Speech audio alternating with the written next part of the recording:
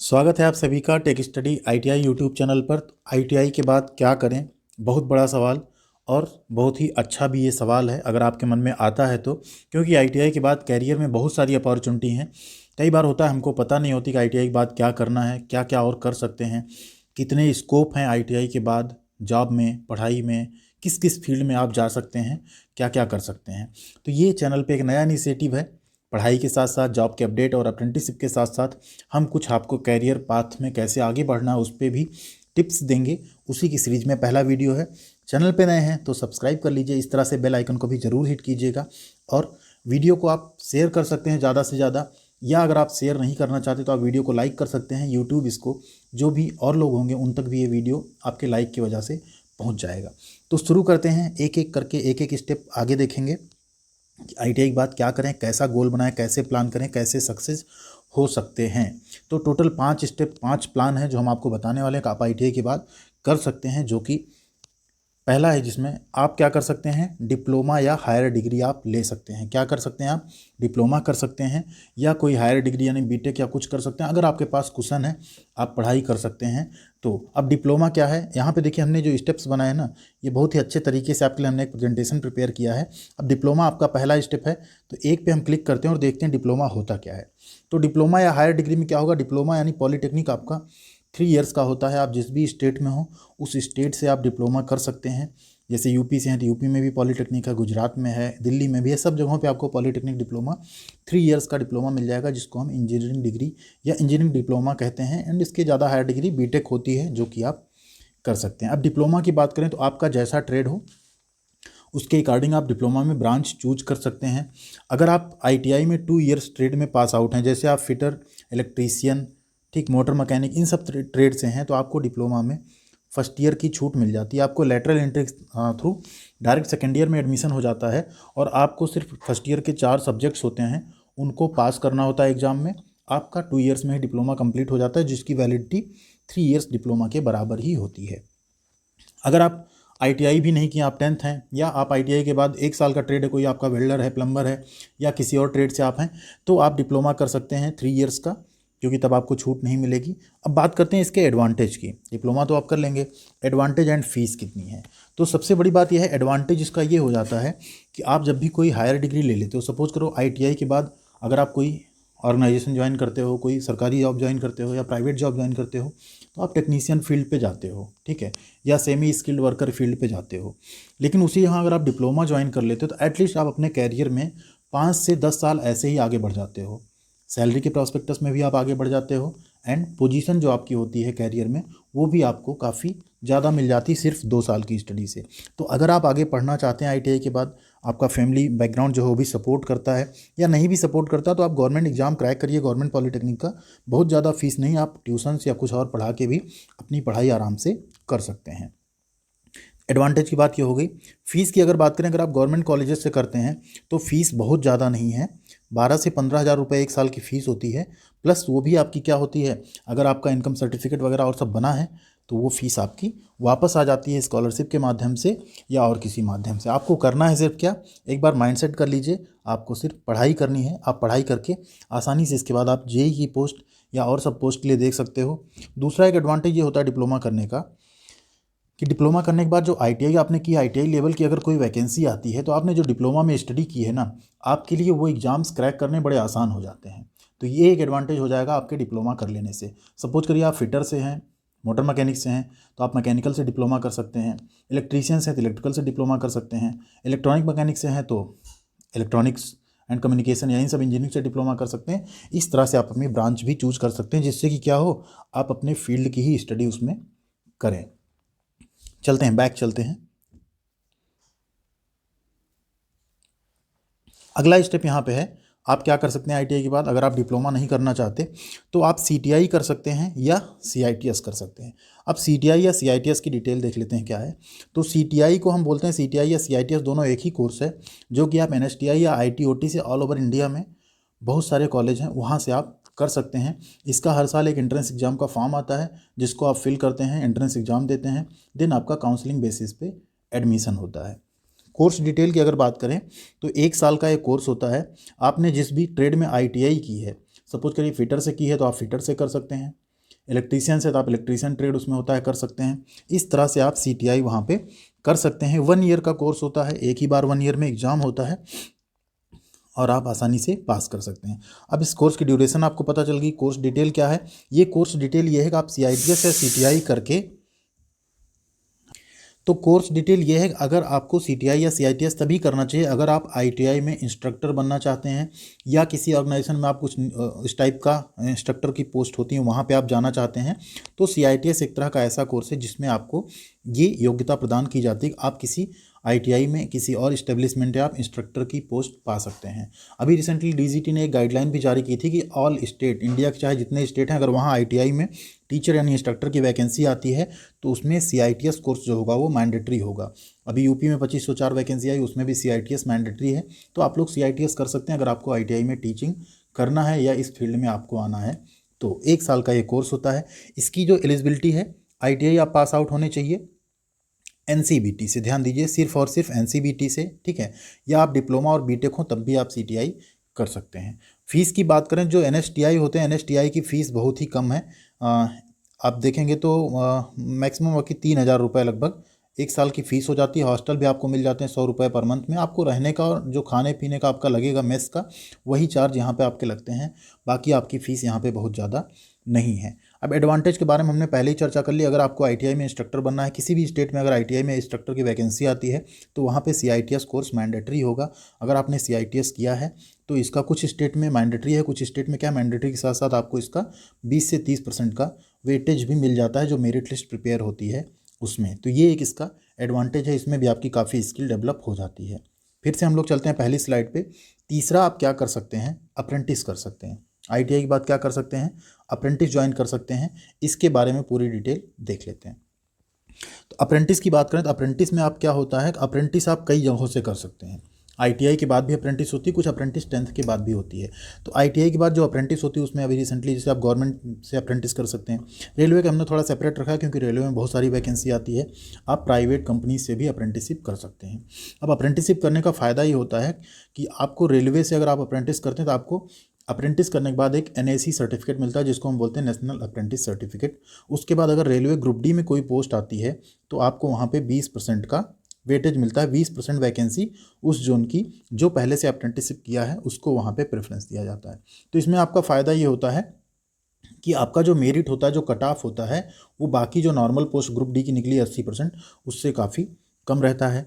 कुछ government departments हैं वो भी अप्रेंटिसशिप करवाते हैं, जैसे DRDO हो गया, ISRO हो गया, ठीक है, BHEL हो गया, BEL हो गया, HAL हो गया, ये सब भी आपको अप्रेंटिसशिप करवाते हैं। IOCL हो गया जो PSU होते हैं।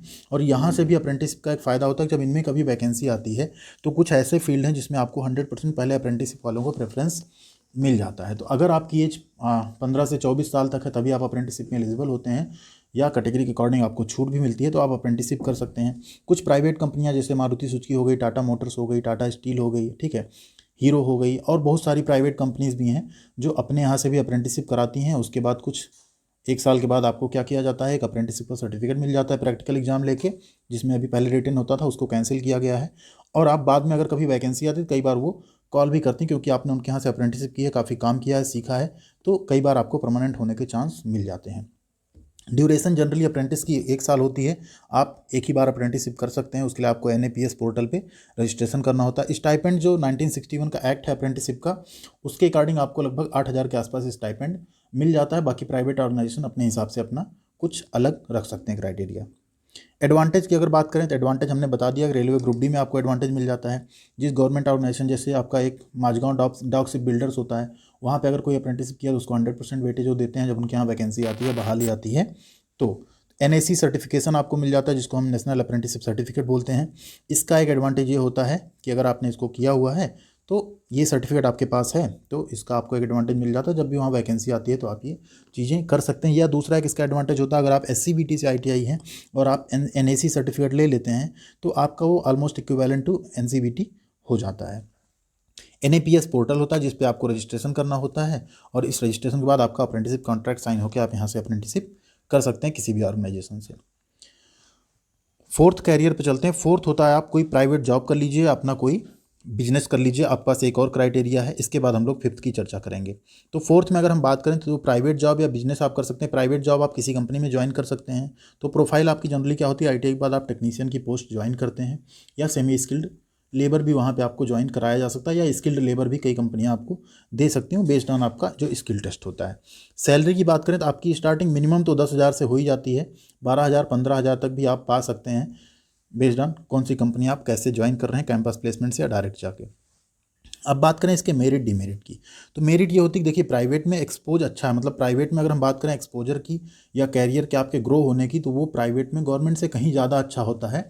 अगर आपके पास नॉलेज और स्किल अच्छी इंप्रूव होती है, आपको सही प्लेटफॉर्म सही कंपनी मिल जाती है, तो वहाँ पर आपको बहुत सारे बेनिफिट्स भी मिल जाते हैं, मेडिकल फैसिलिटी मिल जाती है, बाकी सैलरी भी आपकी अच्छी होती है। अगर आप वहाँ पे परमानेंट हो जाते हैं तो मैक्सिमम टाइम क्या होता है, आप कुछ दिन टेम्प्रोरी बेस पे काम करते हैं, फिर आपका काम अच्छा होता है, कुछ होता है, तो आप परमानेंट हो पाते हैं।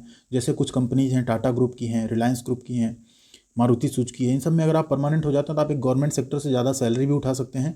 लेकिन आपको काम करना होगा और उस काम का आपको रिवार्ड भी मिलता है कि आप गवर्नमेंट सेक्टर में जहाँ 10 साल में पहुँचेंगे जितनी सैलरी पे या जितनी चीज़ पे, वहाँ आप प्राइवेट सेक्टर में 4 साल में भी पहुँच सकते हैं। लेकिन आपके पास काम का प्रेशर भी होगा, काम आपको करना होगा, फुल टाइम आपको वहाँ पे देना होगा, नई नई चीज़ें आप सीखेंगे भी और करियर में ग्रो भी कर सकते हैं। बहुत सारी कंपनियाँ अपने यहाँ जॉब के साथ साथ आपको आगे की हायर स्टडी के लिए भी छूट दे देती हैं, और उसके बाद आपको वहाँ पे प्रमोशन भी मिल जाता है। एक्सपीरियंस, आपका एक्सपीरियंस भी काउंट होता है। जैसे एक्सपीरियंस की ज़रूरत वहाँ पड़ेगी, अगर आपने CITS या CTI किया है ITI के बाद, तो आपको कहीं प्राइवेट जॉब या कोई जॉब ज्वाइन करनी पड़ेगी, सो दैट आप जब ITI इंस्ट्रक्टर के लिए अप्लाई करने जाओ तो आपसे 3 इयर्स का ITI प्लस CTI के साथ 3 साल का एक्सपीरियंस मांगा जाता है, तो एटलीस्ट आप उसको शो कर पाओगे। तो एक्सपीरियंस भी काफ़ी वैल्यू करता है। कई बार कुछ गवर्नमेंट जॉब में वैकेंसीज आती हैं, वहाँ पे भी कुछ एक्सपीरियंस मांगा जाता है कि ITI प्लस कुछ रिलेवेंट फील्ड में आपका एक्सपीरियंस हो, तो आप यहाँ पे अप्लाई कर सकते हैं। तो ये एक एडवांटेज आपके पास हो जाता है, अगर आप तैयारी भी कर सकते हैं प्राइवेट जॉब के साथ, या आप प्राइवेट जॉब में ही कैरियर बनाना चाहते हैं, या प्राइवेट जॉब से आप कुछ सीख के कुछ अर्निंग करके फिर अपना बिजनेस करना चाहते हैं, तो आप प्राइवेट जॉब भी ज्वाइन कर सकते हैं। ये भी एक बेटर अपॉर्चुनिटी आपके पास होती है।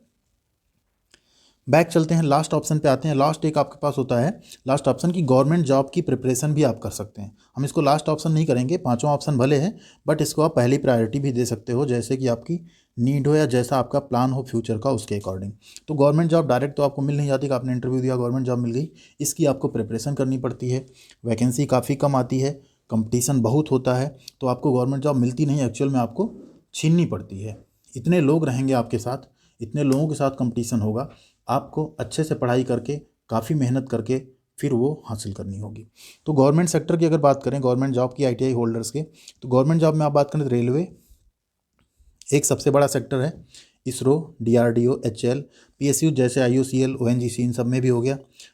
पावर कारपोरेशन अलग अलग स्टेट का अलग अलग होता है, या अदर गवर्नमेंट डिपार्टमेंट, बहुत सारे गवर्नमेंट डिपार्टमेंट हैं जहाँ पे आपको गवर्नमेंट जॉब मिल सकती है। रेलवे सबसे बड़ा सेक्टर है जिसमें भी बहुत सारी वैकेंसी आई भी है, ग्रुप D हो गया, लोको पायलट हो गया, बहुत सारी वैकेंसी इस तरह से आती रहती है। इसरो में भी टेक्नीशियन की पोस्ट हो गई, DRDO में हो गई, HAL में हो गई, ठीक है, IOCL वगैरह में हो गई, सब में जो है वैकेंसी आती रहती है। UPPCL में हो गई, या झारखंड पावर कारपोरेशन में हो गई, तो वो आप वहाँ पे ज्वाइन कर सकते हैं। लेकिन इसके लिए आपको एक हम टिप्स देना चाहेंगे कि अगर आप ITI कर रहे हैं और सच में आप ITI के बाद गवर्नमेंट जॉब की प्रिपरेशन करना चाहते हैं, तो पहले तो जो आपके ITI का ट्रेड है, उसकी ट्रेड थ्योरी जो है आपकी, पूरा ट्रेड थ्योरी एंड प्रैक्टिकल, उन सब पे आपको अच्छे से कमांड होना चाहिए। मीन्स आपको एटलीस्ट ट्रेड थ्योरी का नॉलेज बहुत अच्छा होना चाहिए, आपका वो पूरी उस पर पकड़ होनी चाहिए कि उसमें से कहीं क्वेश्चन आए तो आप आंसर कर सकते हैं। साथ ही साथ आप जो तैयारी कर रहे हैं उसके साथ आपको बेसिक जो रीजनिंग है, बेसिक मैथ है, GK है, GS है, इन सब की भी आपको प्रिपरेशन करनी होगी।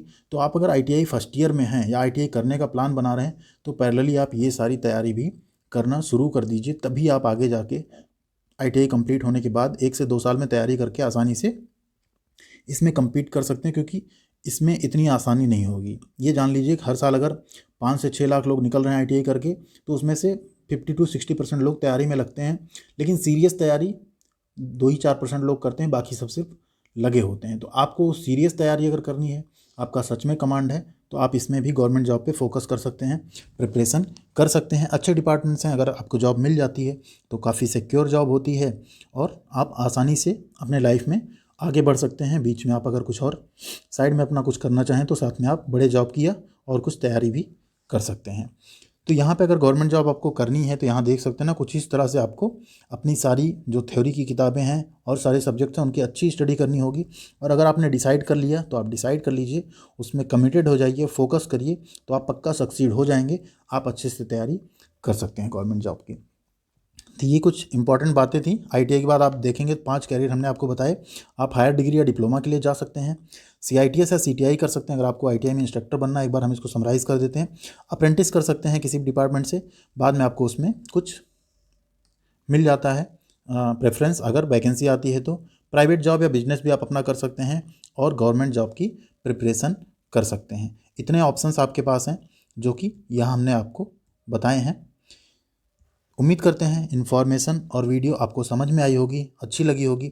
अगर वीडियो अच्छी लगी तो आप लाइक कर दीजिए वीडियो को, साथ ही साथ अपने दोस्तों के साथ भी शेयर कीजिए। और अगर इस वीडियो से 2% भी वैल्यू एडिशन हुआ है तो चैनल को नहीं सब्सक्राइब किया, सब्सक्राइब कीजिए, साथ में बेल आइकन को हिट कीजिएगा। ऐसी रेगुलर अपडेट, ऐसी वीडियोज, यूजफुल वीडियो आईटीआई से रिलेटेड, जॉब्स की अपडेट, अप्रेंटिसशिप की अपडेट, स्टडी की वीडियो, सब कुछ आपको इस चैनल पर मिलती रहेगी। Thank you.